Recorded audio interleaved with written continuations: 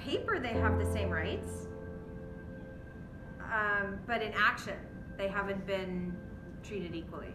They haven't been extended the same respect as non-Indigenous people around Canada, not just in Iqaluit, but in all of our First Nations communities and Indigenous communities. The governments over and over again for over a century have made decisions and decided how to spend money and haven't made Indigenous populations a priority for their spending. I don't think it's too much of a stretch to say that like a city like Toronto suddenly had a water crisis where we weren't able to have clean drinking water. The problem would be solved very quickly, regardless of the cost.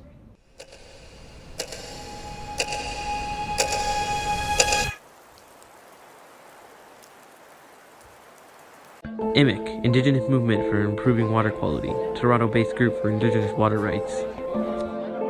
The campaign has been going on for about 4 months now. I think it's a good thing that this issue is being brought up more. None of us would understand the pain that the people in Iqaluit are feeling.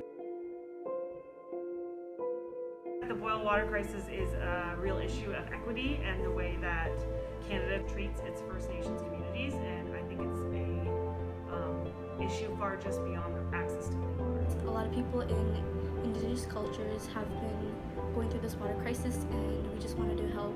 We're trying to do our best. And I do think there's something we can do about it. How many wrong turns do we make before we turn right? How far do we have to walk before we come closer to our morals? Too long they have suffered. Here is what you can do to help. Hi, my name is Leon and I want to make a difference in my daily life by drinking tap water instead of bottled water. This is because bottled water contains lots of microplastics. Now, if a lot of plastic water bottles end up in my local watershed, it can contain it as making it unhealthy to drink. 3 members from Imiq, Pragyan, Arisha, and Kultham decided to challenge themselves to take 5-minute showers because Indigenous reserves have a lack of fresh water. Meanwhile, Rumaisa Chasani and Ayan decided to stop drinking bottled water to show appreciation for the clean drinking water that they have access to. What I did to help prevent the boil water advisories and the water quality, I donated to well-known water research sites. Also, other things that we've done as a group are have group discussions, make bulletin boards, and promotional videos.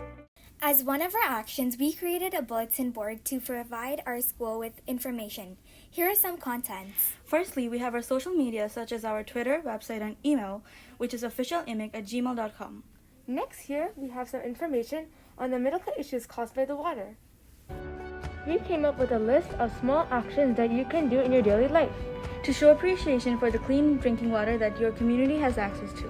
Pick up litter as it can flow into your local watershed. Reduce the time you spend in the shower. Donate to Indigenous charities. Buy clothes from donation centers to avoid contributing to fast fashion. Use a rain barrel to water your lawns and to prevent water wastage. Possible solutions to the problem. The obvious one, but most expensive, would be to build a water treatment plant in every community. We need to start small. Doing small actions and raising awareness helps. There are now 36 boil water advisories as of March 10, 2022.